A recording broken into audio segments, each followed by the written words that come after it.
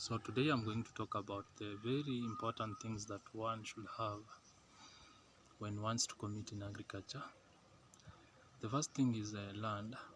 Land is necessary. Either you own the land or you have leased the land. What I mean is that you can access any land, be it a communal land or be it you have inherited from your forefathers. What I mean is that you have access to land. So land is the number one tenet factor for you to venture into agriculture. The second thing that you must consider if you want to commit in agriculture, it doesn't matter if your land is you are from the dry parts of the country. Let's say maybe from Garissa or Wajir. It doesn't matter. You can do pastoralism. You can venture into pastoralism. You can also decide to rear chickens. Also, the goats, they do well in the dry parts. Also, the first thing that I have said is land. You must have a land or an access to land. So, and when I say land, maybe you have your garden there back at home. You have just a garden, a small garden. So in that small garden, you can also do agriculture. Maybe you can plant tomatoes, that is vegetables. Also, you can do rearing of poultry. That is, when I talk to poultry, I talk about the ducks, the chickens, and more so. So the number one tenet factor is access to land. That is, probably you have a small portion of land, you can do agriculture. The second thing that is necessary is the technical know-how. You must be able to know what type of farming am I going to venture to. Maybe let's say you are going to venture into poultry farming. You must be able to know what the type of breed of poultry am I going to keep. So all these relate to technical know-how. What amount of chickens am I going to keep in my farm? Am I be able to rear 50 chickens? Am I able to rear 100 chickens? Am I able to rear 1,000? Do I have the necessary skills to do so? Do I know what the chicken, in terms of feeding, what feed do they take, at what stage? And in terms of diseases, what diseases affect or attack poultry? You must be able to know it. So the second thing is the technical know-how. This is very important. The third thing is you should be able to have capital. When I talk in terms of capital, don't fear to start small. You can hear stories of farmers that have been telling us stories that they started with one chicken, and that one chicken produced several other chickens. And right now you can get a farmer like that telling you that he has more than 10,000 chickens. So when it comes to capital, we don't argue. With capital, you just check how much do I have, and does it really, will it take me to where I am? So this it depends with passion that person has. So capital. Another thing is you should be able to make the follow-up.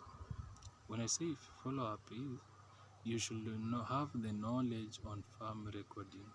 This is very important. Maybe let's say this small scale farmer started with 5 hens. So those 5 hens, the farmer should know those 5 hens, I bought them at this price. They are taking this amount of feed, and this is what they are giving me. So the farmer, this will help the farmer to know after 4 months or after 6 months, after he or she sells them, is it worth it? Has the farmer gotten the profit, or is it a loss? If it's a loss, you just leave it, and you turn into another farming, another farm. Maybe let's say you cultivate crops, or you venture into agroforestry. So you must be able to keep farm recording. It's very important. We don't argue in this. Another thing you should know, the other factor that you should have or consider is that you should be able to know, I am venturing into farming. I will need farm implements. I will need farm equipments. So what type of equipment am I going to use? Am I going to use hand tools, simple hand tools such as watering can? I'm doing large scale farming. Am I needing, I will need tractors. I will need modern farming methods. I will need irrigation system so that you can be an off-season farmer. So this is very important actually. You should also know that I will require that type of farm equipment that you will require. The next thing that is very important for you is that the farm inputs. What are you going to put in, and how much those inputs? Let's say maybe you have bought seeds. Are they certified seeds?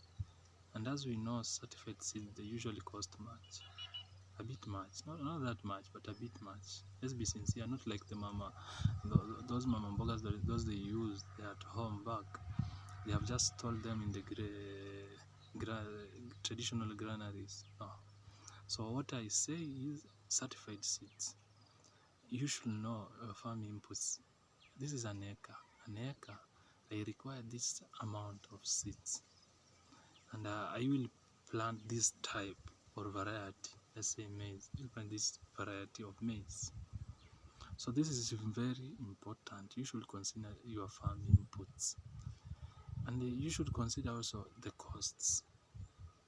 That's why we as I had said, that you need to have farm recording, farm records. You should know the type of farm record you are supposed to keep. So these farm records we will have to talk about them one day. So these are just some few things that I have told you. If you want to commit to agriculture, you should know them. We won't argue in that. So thank you. You have been with me from the first part of this video to the last. What I will urge you is, kindly, if you have liked my content, and I will be able to get you more content so that you can have the technical know-how. This is very important when it comes to agriculture. We will be talking about several topics on agriculture. We will come to talk about agroforestry. We will talk about crop farming. We will talk about livestock farming. We will talk about agricultural farm machineries. We will talk about all that you want to know in agriculture. So kindly just do me a favor, give a thumb up if you have liked the video, give a like, leave a comment there on what topics I should consider talking about or teaching you about. And on other days I will be able to take you on fields, farmers' fields, so that you can learn by seeing. Thank you. God bless you.